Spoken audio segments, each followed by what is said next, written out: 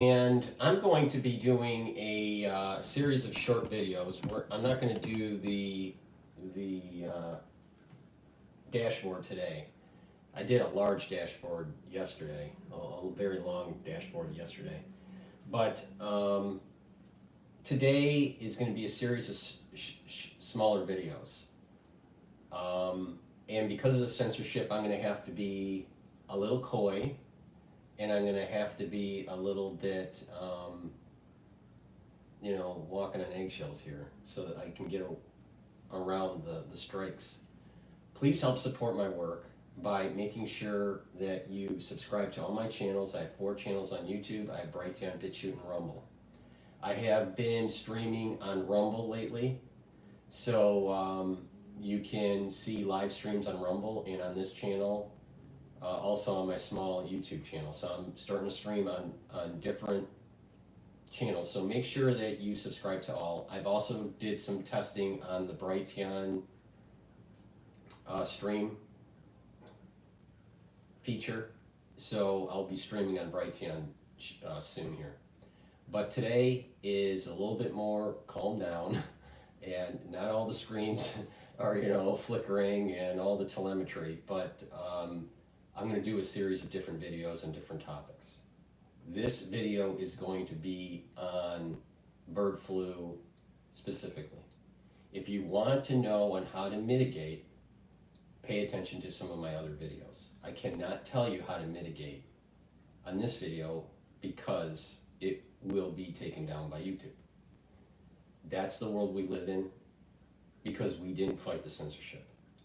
And that will parlay into another video about what's going on with the DoD. But on this video, I'm going to give you an update on bird flu. Make sure you subscribe to all the channels. It's really important because it's whack-a-mole. All right, that's how this works. I stay alive by you making sure that you subscribe to all the channels. 4 channels on YouTube, Brighteon, Bitchute, and Rumble.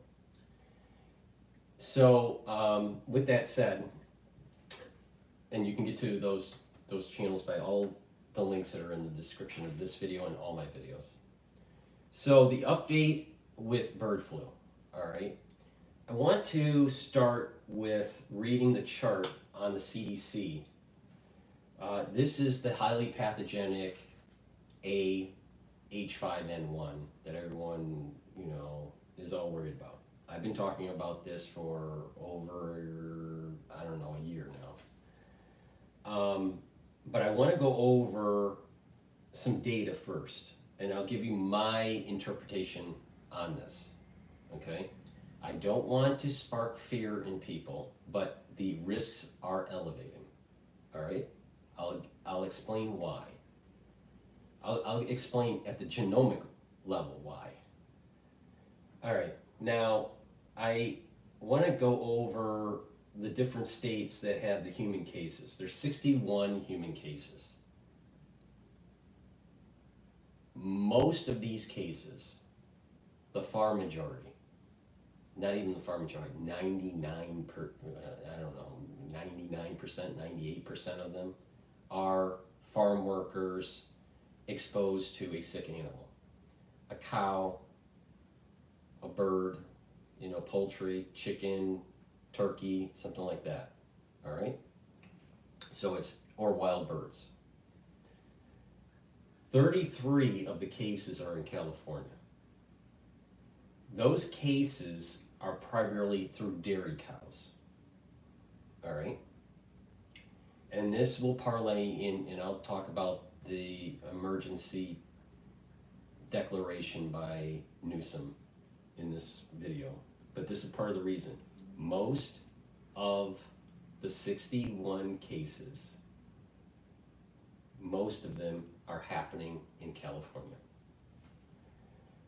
And most of it is through dairy cows. There is an unknown case of exposure of 1. So 33 are through dairy cows. 1 is unknown exposure, most likely through a wild bird, okay? Colorado, 1 through a dairy cow, and 9 through poultry. Louisiana. This is the new case. This is the case that has a genomic difference than the other cases. But I'll get into the details of that later in the video. But Louisiana is more severe case, and it looks like exposure to another wild bird type situation. All right? But it's the most severe. Most of these 61 cases were conjunctivitis. Some had a little bit of a respiratory problem, but it was relatively benign. And I'll explain why that is. But the worrisome one is Louisiana. Michigan, 2 through dairy cows. Missouri, 1 unknown source of exposure, most likely through wild birds. Oregon, 1 through poultry farm. Texas, which is also going to be a hotspot. There's additional data coming out that suggests that there's an uptick of wild bird exposure that's starting to come up through the surveillance in Texas. So Texas may be a hotspot. But at this moment in time, human infection from bird flu through animal exposure is only 1, and that's through dairy cows. Washington is 11 through poultry. Okay, so when you add that all up, it ends up being 61. All right, so that's what's going on at the different states. California is by far the worst. Okay, now I want to go over a little bit of the highly pathogenic avian influenza outbreak in 2024 dealing with surveillance. Okay, so this is when they are testing different people. Now we just went over 61 humans that tested positive for H5N1. Okay, and there are different variants. Now, the CDC and the state and local health departments, I'm reading this from the CDC website, monitor people exposed to infected birds, poultry, dairy cows, and other animals for 10 days after exposure. Between March 24th, 2024 to present, there have been at least, no, are you sitting down for this? 9,600 people monitored. At least 6,050 with exposures to dairy cows. At least 3,500 with exposures to birds and other animals, including poultry, non-dairy cow source. Okay, so they're testing these individuals, right? After the 10-day exposure, they've tested a lot. I mean, big agriculture, big pharma, big farm is a large industry in the United States. Livestock industry and the agricultural industries it employs a lot of people, right? That's why it's so important to support our farmers. So a lot of people have been tested. What has come out of that testing is that 61 people have been confirmed to have these, to have H5N1, HPAI, okay? So that means that it's a low risk. This is the reason why I said don't get upset, don't get too worried about this, but elevated risks, and I'll explain why. Now, in addition, at least 500 people tested for novel influenza A, okay? Because this, for ones that don't know, highly pathogenic avian influenza is an influenza A type. it's specific H5N1 based on the receptors that are on the virus. There's the H receptor and the N receptor. And oh, by the way, Barrick was playing around with those receptors on beta coronaviruses. And this is why I've been saying the fourth cocktail is something that you got to worry about. And that if that is somehow circulating, it's going to be a fucking whole lot worse than COVID. Why? Because it'll trick the immune system. It's like a Trojan horse, and it's what I've been calling a stepwise function. You don't believe me? It's on Barrick CV. Oh, and by the way, NIH funded the research. At least 500 persons tested novel for influenza A out of this exposure, out of the ones that they were surveilling. At least 152 with exposures to dairy cows, and at least 340 with exposures to birds and other animals, including poultry. All right, so, so there's the surveillance is, in terms of dairy, poultry, farm workers, surveillance seems to be adequate. I don't know if it's hyper surveillance because I don't know the true size of that industry in terms of number of people working in it.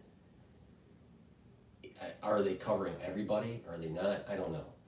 I suspect not, but it seems to be relatively robust.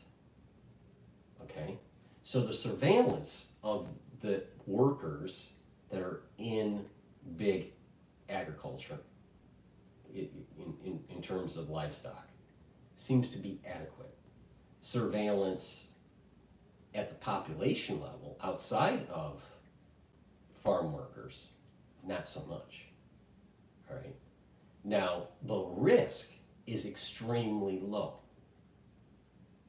for the average person. The risk is elevated if someone is working on farm with cows or with poultry. But there's a caveat to this, and that is, as time goes on, there's going to be circulation of the different variants of this H5N1 that's going to get into other animals, including mammals.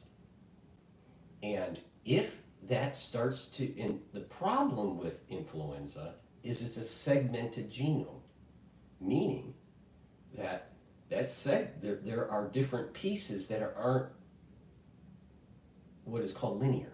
All right, they're not continuous. They're segmented. All right, so because it's not continuous, they can recombine when they're going through different species much easier. And mutation is more common, especially with flipping H and N receptors, the code for those receptors. That's why when they talk about influenza H5N1 or H5N2, it's the recombination of these segments.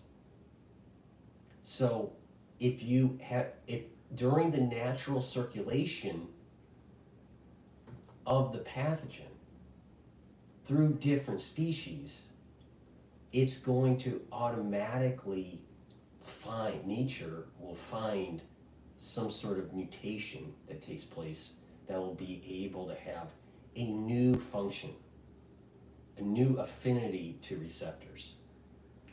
Now, lots of these farms have pigs. And guess what? Pigs are really close immunologically to humans. That's why they take pig organs, especially in the early days of transplantation, to be able to have some sort of um, immune system complement between humans and this harvested, let's say, heart from a pig. Now, of course, you have to do immunosuppressants because it's not a perfect match, and your immune system will try to attack the transplanted organ, but it's a closer match. So in a strange way, maybe metaphysically, humans are very much like a pig. All right? So in so many different ways, sociologically and immunologically. But the reality of the situation is that over time, this H5N1 is going to circulate through the different animals on the farm that will lead to into a viral mutation that leads to human transmission. The first severe case, now remember, 60 of those 61 cases were mild. Some asymptomatic, some of them just a little. I remember when covering this, maybe 4 had just a minor cough, and most of them had conjunctivitis, so irritation of the eye. And one in Louisiana ends up having severe complications. Now, is that idiosyncratic? Is it just that patient because of maybe their immune system is down, maybe there's some other issue that coupled with contracting H5N1 caused a worse condition for this person? Maybe. But when you take a look at the genome, it's different. Ooh, it's different. Remember what I said?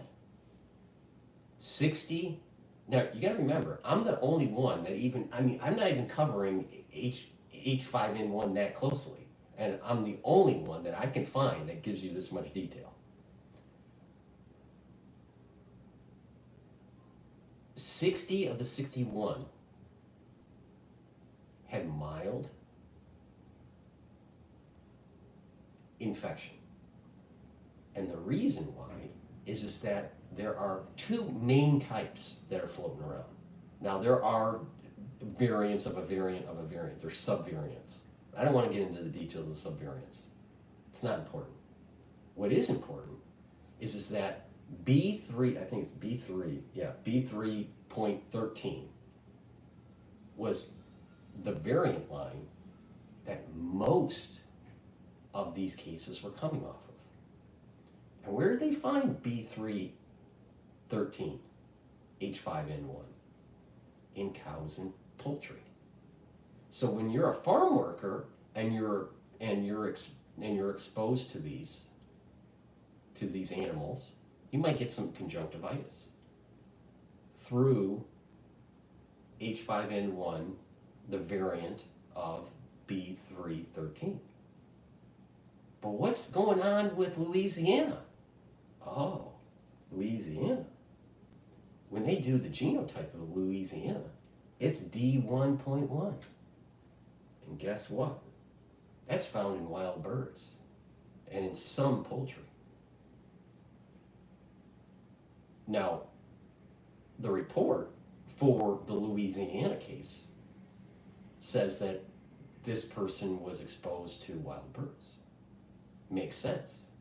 But the D1.1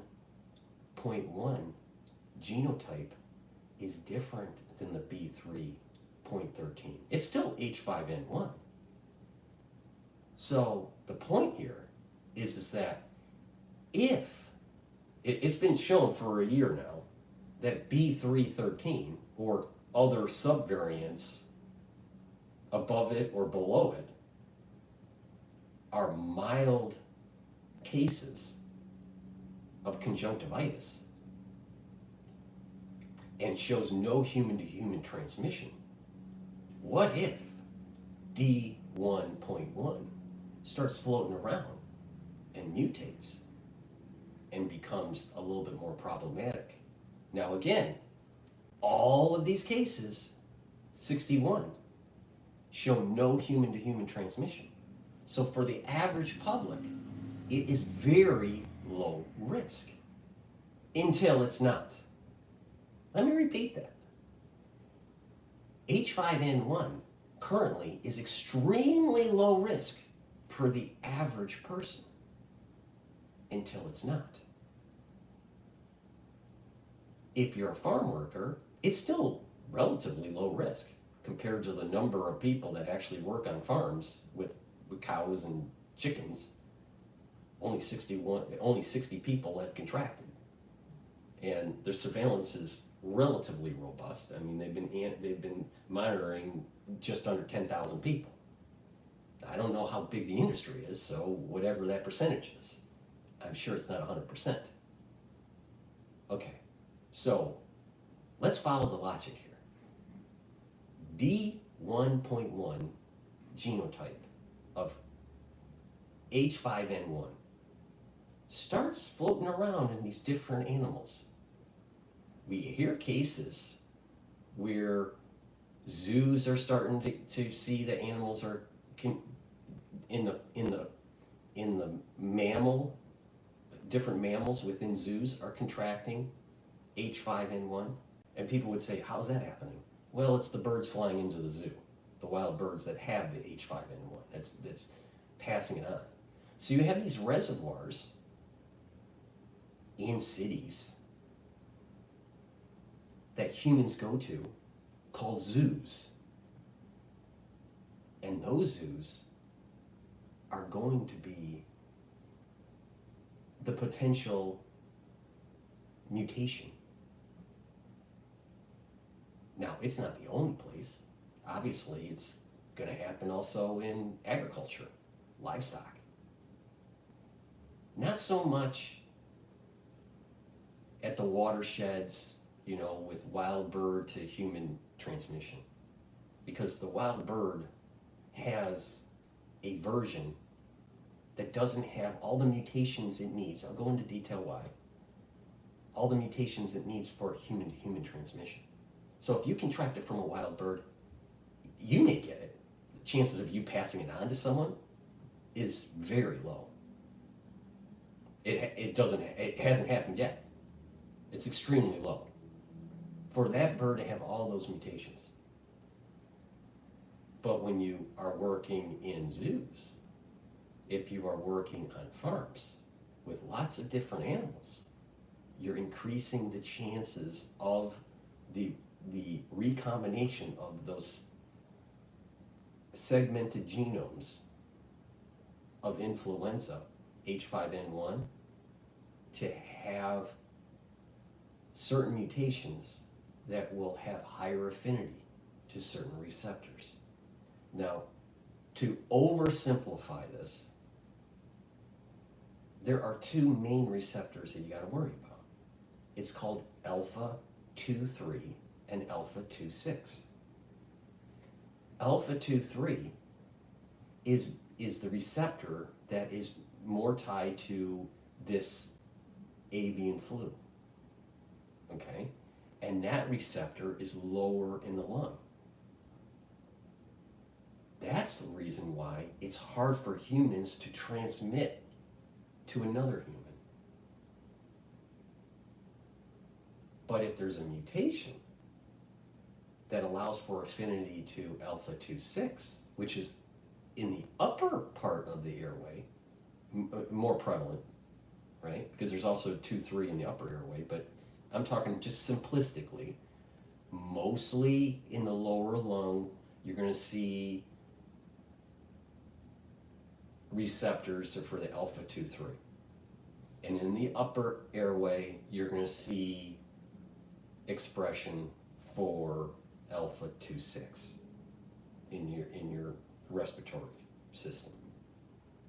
So when there's a mutation on alpha 2,6,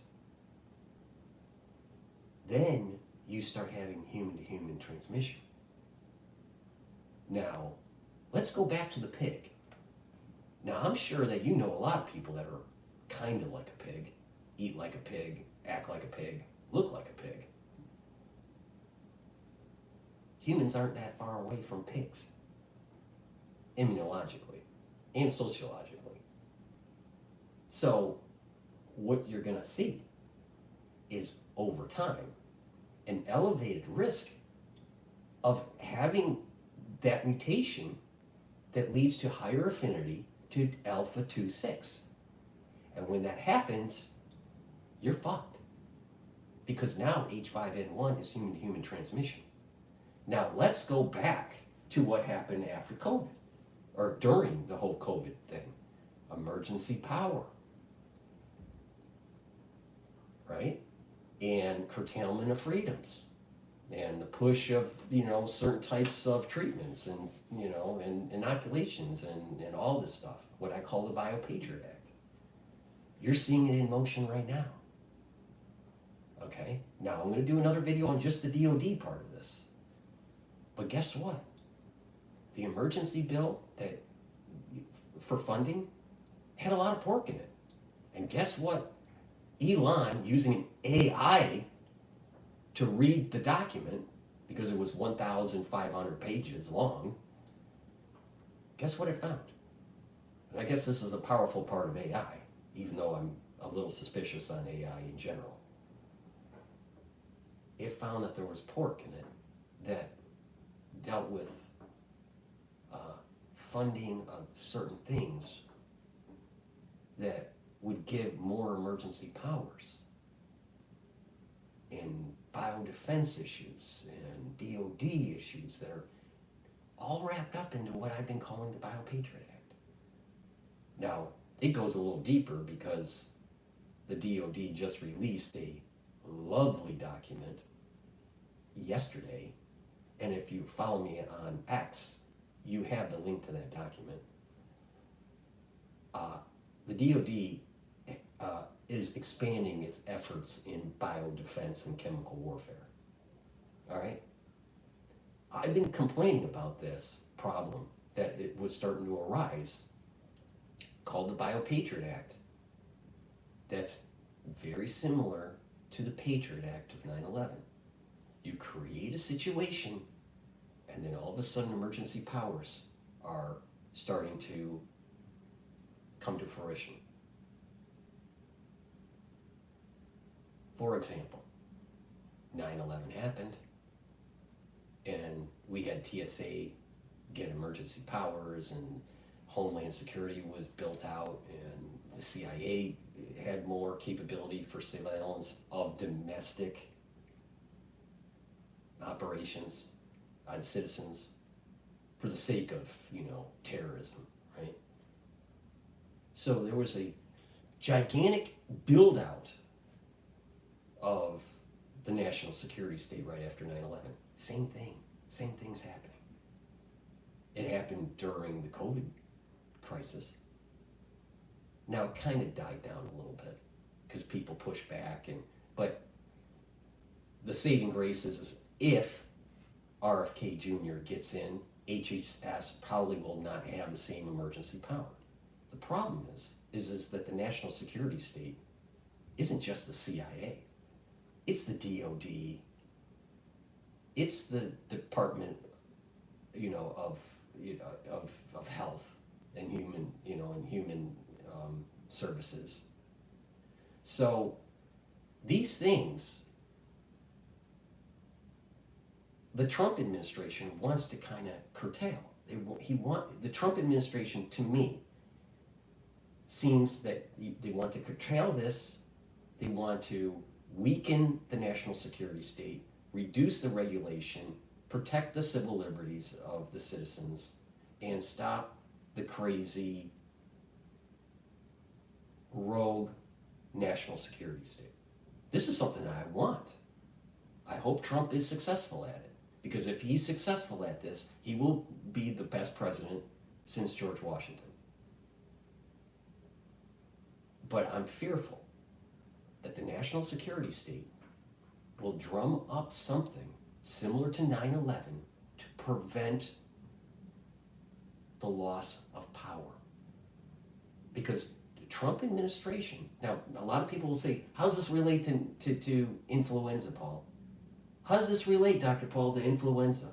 It relates, trust me. If Trump pushes Congress and pushes the agencies to restructure, defund, reduce staff, that means that the national security state will lose power. When there was an investigation that was going on at the Pentagon, one day before 9/11, Rumsfeld could not find the missing money at the Pentagon. There's some famous interview on C-SPAN about this. It was September 10th. And on September 11th, we had an attack on New York. A stand down. An orchestrated event that gave the national security state more power. Now, what makes you think that when Trump tries to take away power from the national security state, what makes you think that when the Trump administration is trying to shrink the national security state, that the national security state won't drum up something like 9/11? Now, it's not going to be the same thing. It never is. It's not going to be another building with a plane crashing into it. It's going to be something different. Now, what it is, I'm not really sure. But an event that could be radiological, it could be biological, could be chemical, could be unconventional. It could be ET through some sort of psyop. We don't know. But the thing is that there's a high probability that there's going to be an event that's like 9/11 to prevent the Trump administration from curtailing the powers of the national security state. And we need to wake the fuck up.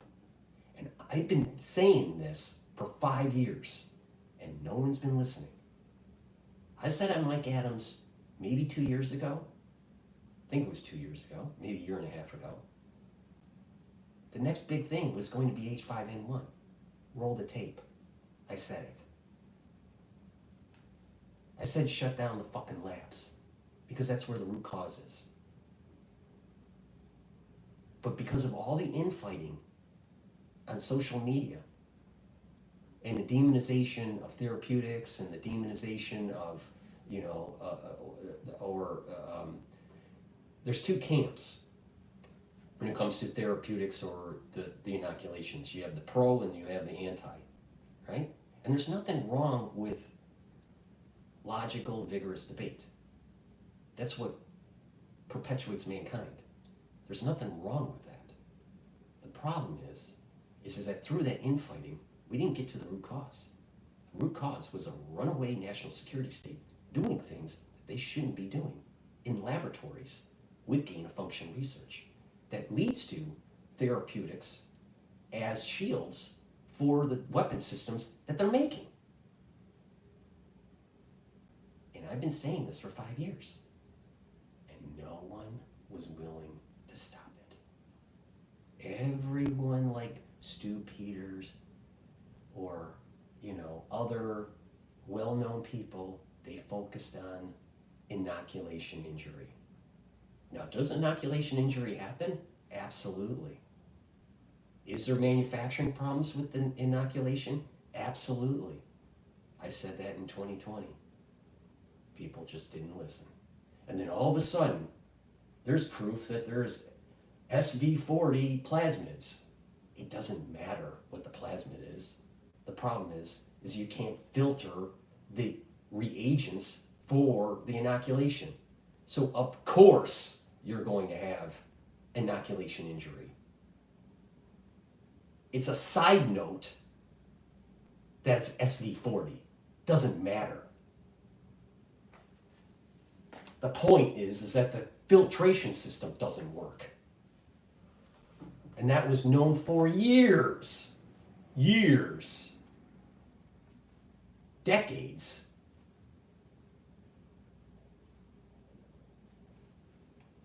But because of social media, there was infighting, and you didn't get to the root cause. And now the DoD has upped the ante and is requesting more power for chemical and biological weapon department. You don't believe me? Go to X, click the link, and it'll take you to the DoD website where that published document is. And I warned people 5 years ago that that fucking thing was going to happen. Now, how does it relate to H5N1?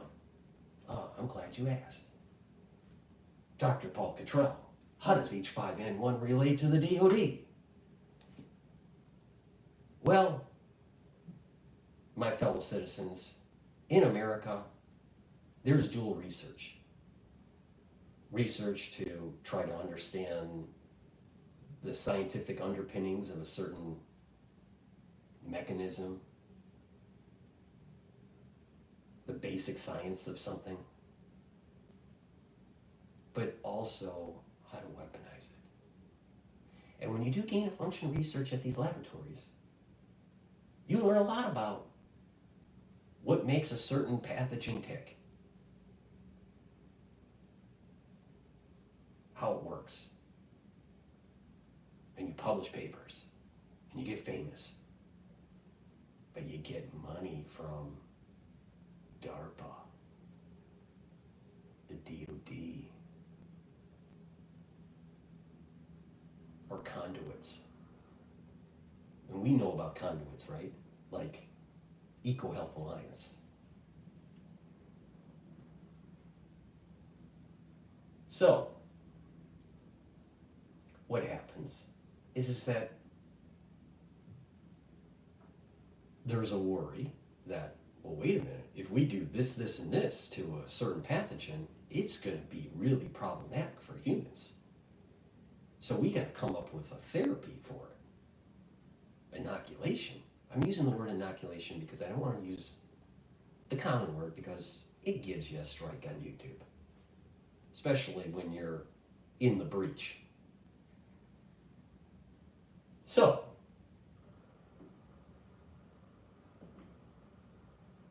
they develop these therapies, and lots of money's made, and patents are issued, and notoriety, and these scientists feel so like important.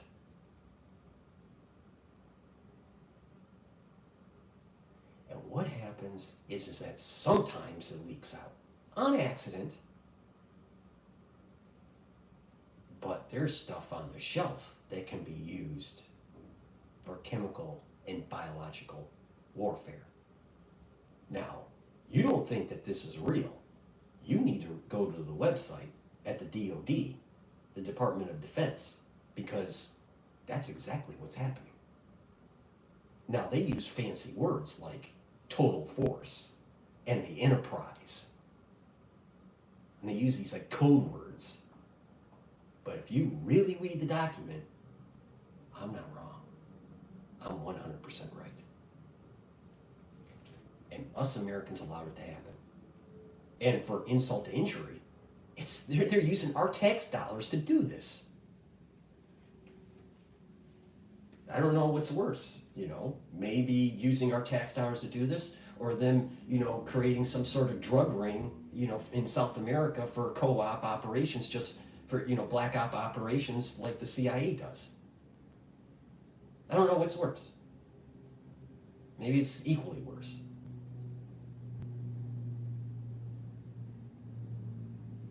So let's get back to H5N1. So, low risk for the average person for the current mutation on B313 and D1.1. But D1.1, there's a data point that is suggesting that it's more severe, but no human-to-human transmission. So that means it's still activating alpha 2, 3, not alpha 2, 6. But that Louisiana case is going into further genomic analysis. To my knowledge, as of this live stream, we don't know what that is. We don't know the sequence. We don't know the differences. All right. So hopefully that gets published and individuals can dive into it. But let's look at this at the 50,000 foot level. All right. Once a mutation or series of mutations that take place, either through the D313 subvariants or D1.1, I suspect it's D1.1 or something similar. If certain things happen, you're going to have a higher mutation to, or a higher affinity to alpha 2, 6. The higher part of the respiratory part of your lung, of your pulmonary system. When that happens, it's human-human transmission. Now, how do you think that's all going to play out? When there's an R value, R not value of 3. So for every 1 infected person, there's 3 that can get infected. How do you think that's going to play out when that does happen? You don't have to have too much of an imagination because we saw it play out in 2020. Now, because people have, and this is the unique part that I provide here, because people already have a fucked up immune system from the crisis that we were in 2020.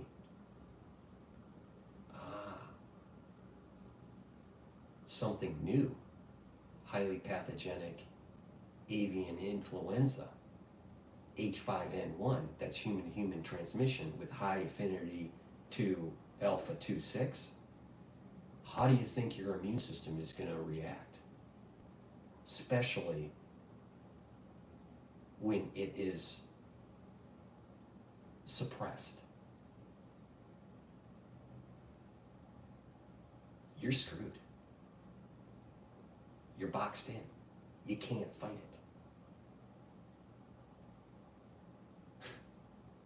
You're going to get harmed by the inoculation, and you're going to get harmed by the pathogen.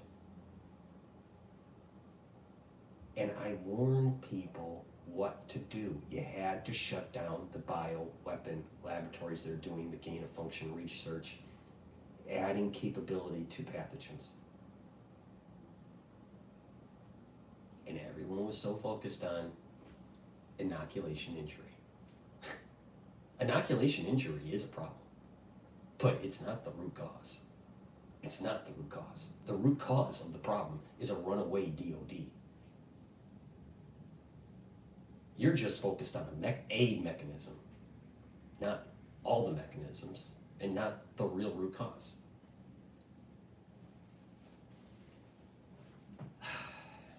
Okay. So the current status of H5N1 is this: low risk for farm workers. Just with the surveillance of just under 10,000, only 60 people get it. It's pretty low. And it's mild, mostly conjunctivitis.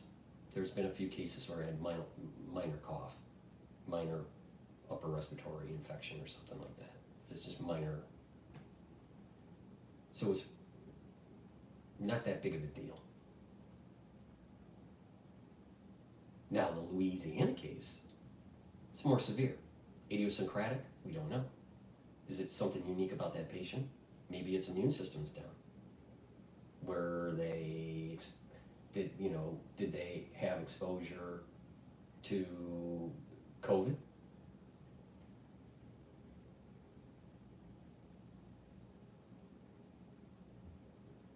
Any inoculation, what the inoculation history is? We don't know. But if we start hearing more and more of these cases that are tied to D1.1 genotype of H5N1, then we got a problem. because you have severity, but not transmission yet. Okay. Now, let's get into the little bit of the molecular biology of this. There are 4 proteins, main proteins. It's a complex for replication of the virus. Okay? It's a replication complex.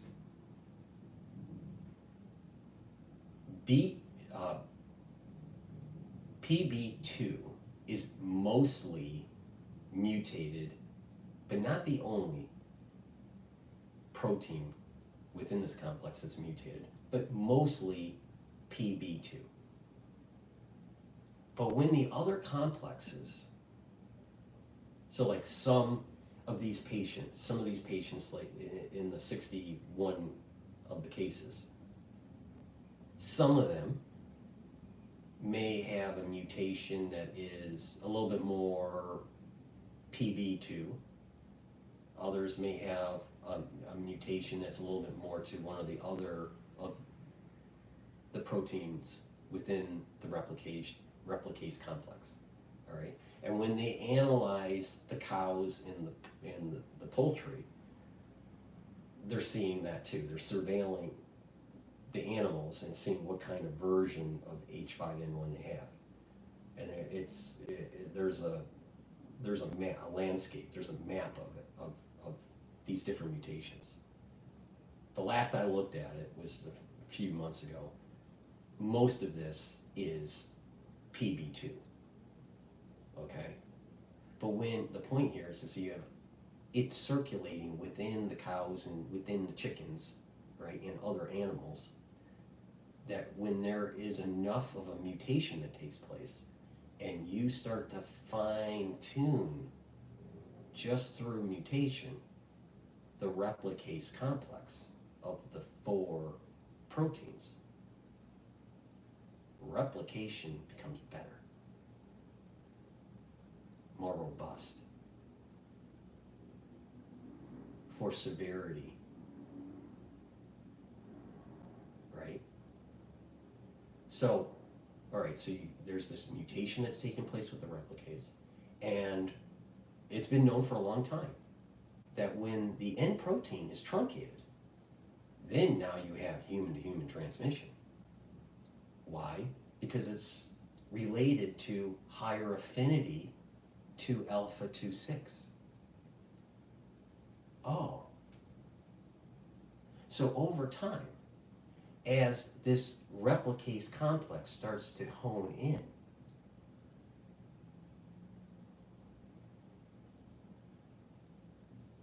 and the truncation of N protein starts to take place, then you have human-to-human transmission. Now, it's not going to be tomorrow. I don't even think it's going to be this year. But I think that there is very high risk of having these mutations to take place, and or a released gain of function one that's in the laboratory in 2025 and 2026. Now, Dr. Paul Cottrell, why are you saying that? You sound crazy. Let's go back to what the national security state doesn't want, and that is loss of funding and of power. The national security state, since World War II, because of the Cold War, and because of nuclear weapons, and because of the Manhattan Project, has been running rogue and didn't want to be under the guidance of Congress or some sort of head of the executive branch. And that over time, since the end of World War II, they've been slowly eroding that away. Now, if you don't believe me, JFK said that. Oh, by the way, JFK got blown away.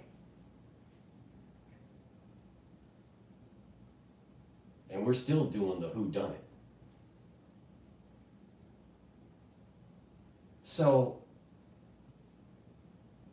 when you start to poke the national security state, they do things.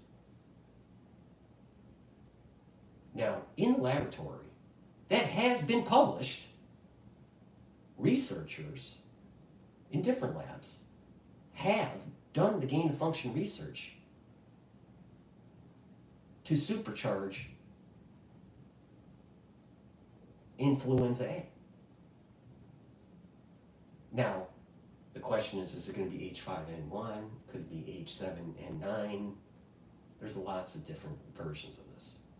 But the thing is that in the laboratory, they have supercharged H5N1. They know what the code needs to be to make it highly pathogenic for human-to-human transmission.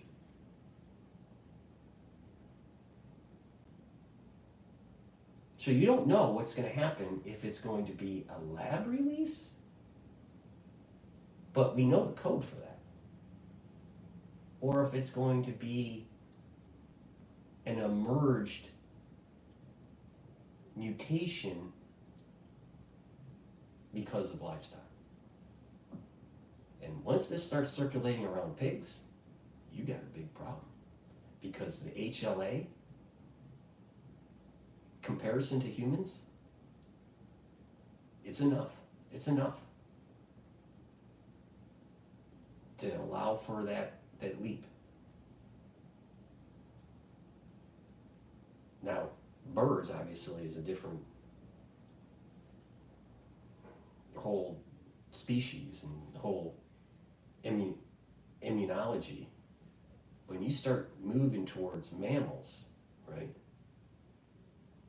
And mammals that have similar immunological characteristics as humans, primates, pigs. You know, I'm sure that when you look at family members or friends and that you might think that they're a pig or a monkey.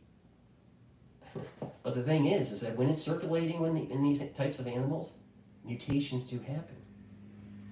And this is the reason why serial passage was so powerful in the laboratory, because that's what nature does. Just in the laboratory, you can speed it up. I just keep on passing it through and enhancing what functions you want. In nature, it's random. And there's a fit for survival that takes place. So, to get back to the main thrust of this video, low probability right now for the average person for H5N1 highly pathogenic avian influenza. Very, very low. Now, and that is the big problem. Because there's going to be mutations that are taking place. Now you couple this with the other data point of the national security state, you're going to see something that's maybe pushed ahead to try for them to maintain power. Now, they'll demonize people. They'll say that this sounds like a conspiracy theory. But tell me, when did the national security state sat in a chair in front of Congress and told the truth and said, oh, by the way, maybe we're bloated and you should cut our budget? It doesn't happen. Okay. So,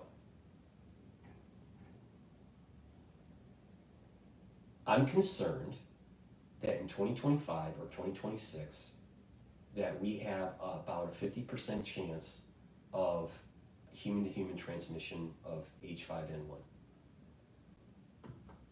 Now, it could be through nefarious means or through something that is more an emergent behavior with what's going out there right now.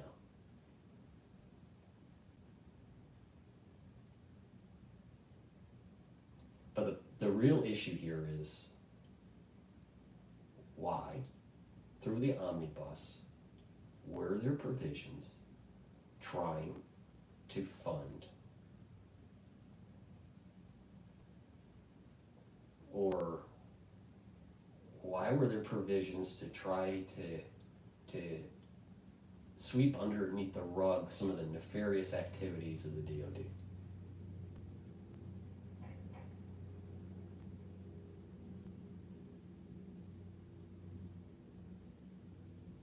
So,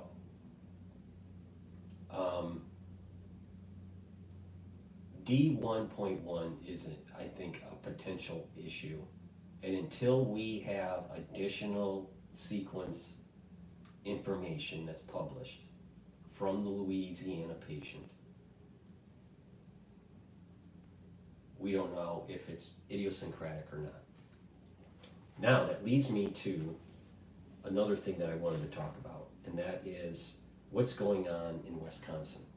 We have a case in Wisconsin, H5N1. Another case where it was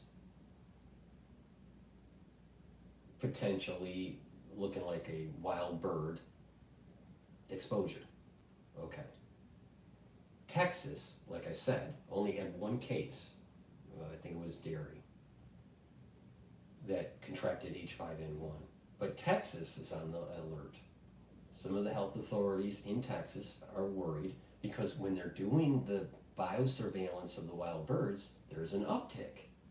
So I wouldn't be surprised you start hearing cases in Texas sometime near the end of the year or into January where H5N1 is detected in the population.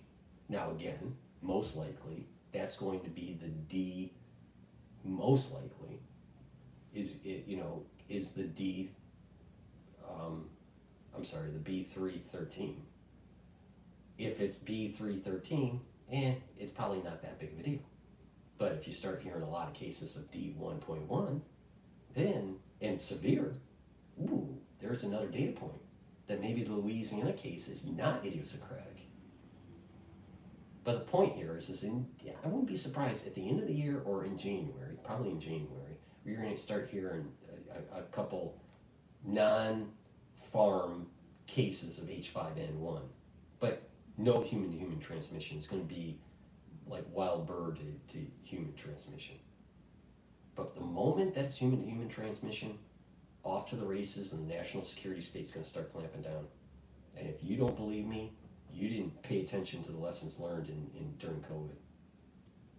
And I did the best that I could to warn. And I can see this playing out right now. It is perfect because it would hurt the economy. It would hurt the stock market. It would hurt the Trump administration. It would hurt the midterm elections for the Republican Party. It would hamstring the Trump administration for 4 years and probably prevent J.D. Vance from winning an election in 4 years. It's a perfect play if you don't like taking power away from the national security state. All right.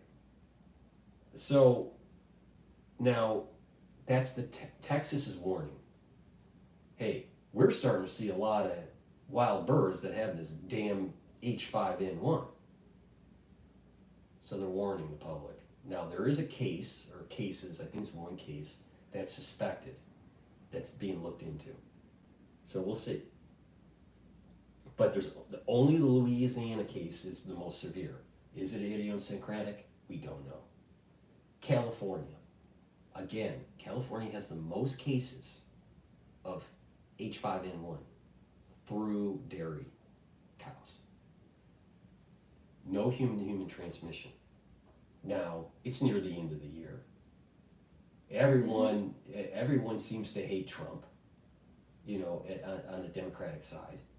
Newsom is doing a power grab, and he just announced an emergency because of the increase in the surveillance of these wild birds. They're detecting more of them. Okay. Now, again, if you're exposed to the wild bird. Could you get it? Yeah. Still low probability it's going to be severe, but it could become severe, like the Louisiana case. But the chances of a human transmission is going to be relatively low. Now, I think what's going to happen is that there's going to be a circulation of the virus within other livestock and other mammals through zoos and through the farms that will lead to an emergent property that will attach to the alpha-2/6 receptor. And I think that's going to happen in 2025 or 2026. Now, how severe that is, we don't know. But it could be very severe because our immune system isn't ready for this. It's not ready for this for two reasons. One, we're not exposed to this type of thing where we in society have built up antibodies to H5N1, highly pathogenic H5N1. We don't have it. So that means that when the first wave comes in, it's hell. Now, according to the research, when you supercharge these things, you can still treat with Tamiflu and some of the monoclonal antibodies that are out there. They have monoclonal antibodies created if, and that could be used, that if they see, something out there that's like the supercharged version that's in the laboratory that they could use to try to mitigate it. That's monoclonal antibody. That means that it has to burn through the society at a certain rate and a certain magnitude where antibodies are starting to come online through natural infection. That first wave is going to be rough because if you've never been exposed to something, this is the reason why Spanish flu was so bad, because the body didn't ever see. If the body has never been exposed to a certain type of pathogen and you survive it, all right, it usually is very problematic. But the next waves seem to kind of calm down, and there's a harmonic dissipation, right? It's the body goes, oh, I've seen that before, and it pumps up a bunch of antibodies out of the plasma cells. Oh, and then it clears the infection. When it's the first time, though, your body doesn't know what it is. And it takes 14 days to try to find a solution. Now, if you have an R naught value of 3, and it takes 14 days to find a solution in your body, guess what? You could be dead. And so, so the point here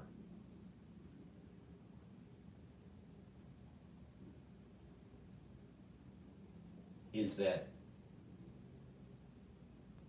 there are therapies that are on the shelf that are monoclonal, and there are antivirals that seem to that are still effective for what is known circulating for highly pathogenic H5N1.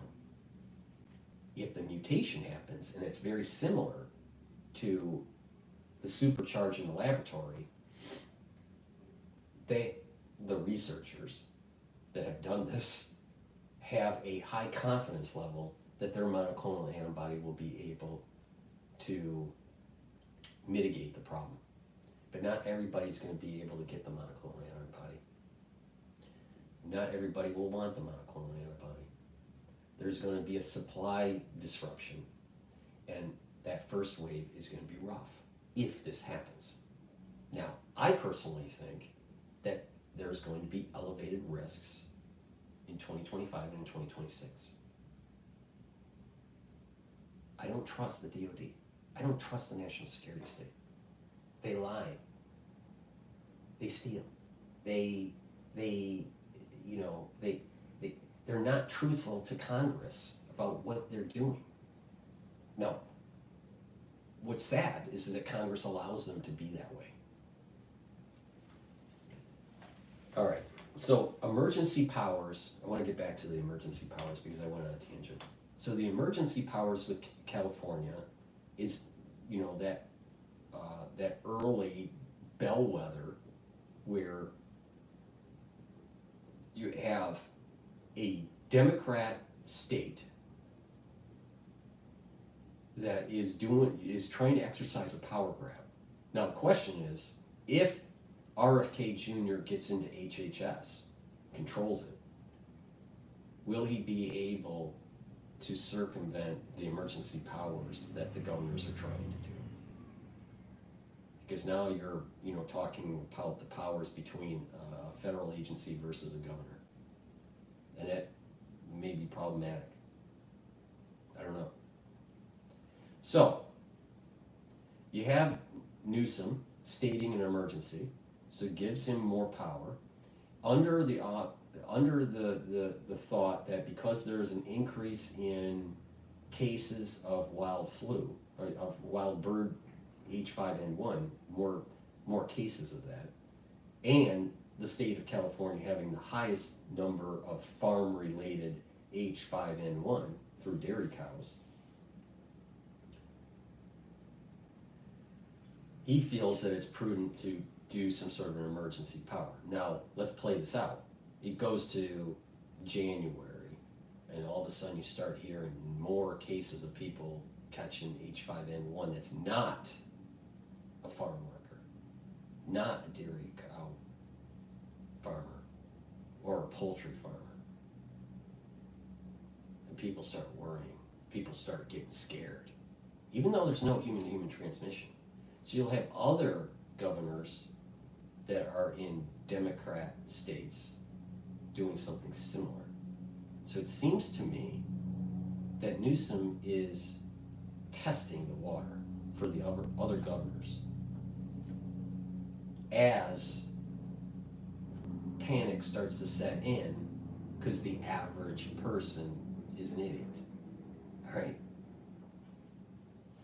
And so the average person is going to hear in the news on ABC, local news or whatever, that in their community there's more people that contracted bird flu through exposure to wild animals, or or whatever, and they get all fearful, even though there's no human-to-human transmission, and most likely it's just benign. But if we start hearing cases where it's not benign and it's severe, even though there's no human-to-human transmission, there's going to be more emergency powers. So there's two things at work here. One is that if you don't get the alpha 2/6 receptor affinity through mutation or release, all right, lab release, all right, if you don't have that, but you have more cases like Louisiana, governors are going to start issuing emergency powers. And that is going to be problematic, because you still have low human-to-human transmission, but you just have more cases of contracting it from the wild. Now we'll see. The higher probability is that there's going to be a mutation down the road that will lead to human-to-human transmission, and that's a lot more problematic. I'm not too worried about wild bird catching H5N1. It's low. Even if you get it and it's severe. But people are so dumb that they'll hear in the news more cases of Louisiana, like the case in Louisiana where it was a severe animal to human transmission. And they're going to get all freaked out. And when they get all freaked out, they just give up their civil liberties because they want safety. They don't want civil liberties, you want safety.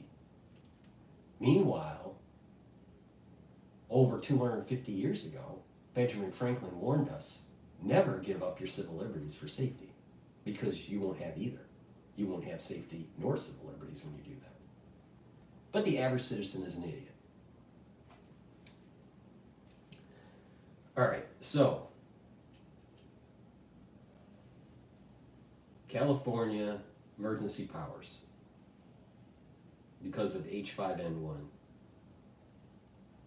I think is the is a test to see what happens as other states start to hear similar cases, and it will be very problematic if we start hearing more cases of the D1.1 and it's severe.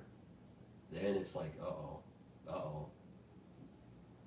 closer and closer to this mutation that I'm very worried about for human-to-human transmission with an alpha 2/6 affinity.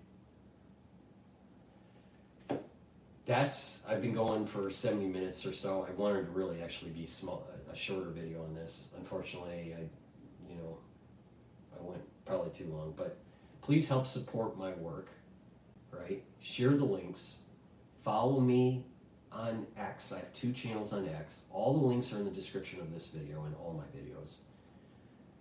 Follow my podcasts. You can listen to my podcasts on Podomatic, Apple Podcast, or on my website, the-studio-reykjavik.com. You can watch the live streams on my website also.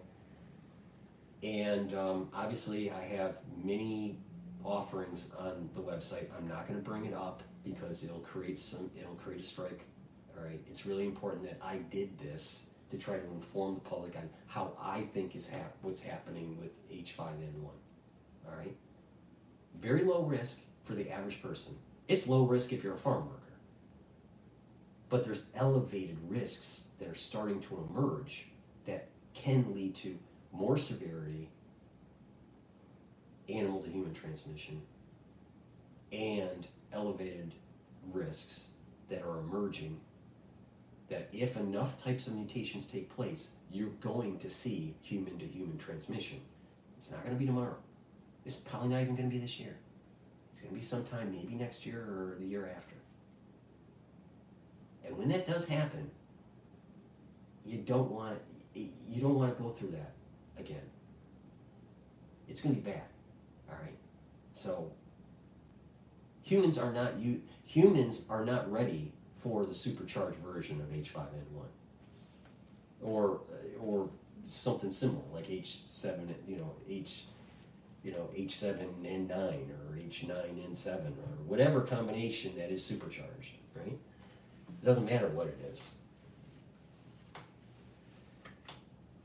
So help support my work, share the links, tell your social media to follow me, all right? I get censored. I just had unfortunately another strike on another YouTube channel because of what I was streaming yesterday. But, amazing. It was about drones too. And I'm gonna do another video right after this, doing a different topic.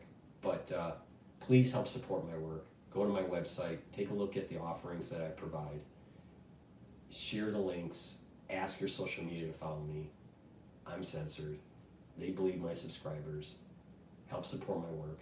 And if you want to really, contribute to this, be a paid member to my Patreon channel. The link is in the description of this video, or you can donate. And you can donate on my website, the-studio-reykjavik.com. It's the-studio-reykjavik.com. Link is in the description of this video.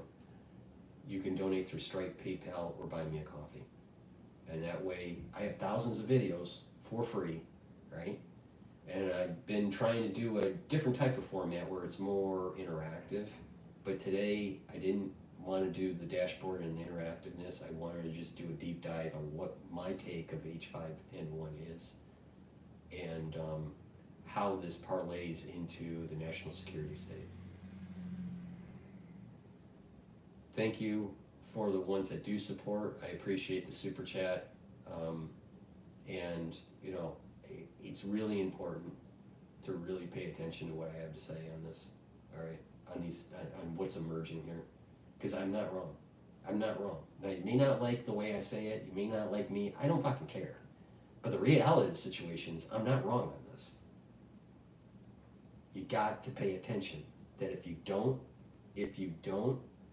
shut down the root cause, we are in serious trouble. Thank you for listening, and have a nice day. And by the way, I'll be doing another video right after this.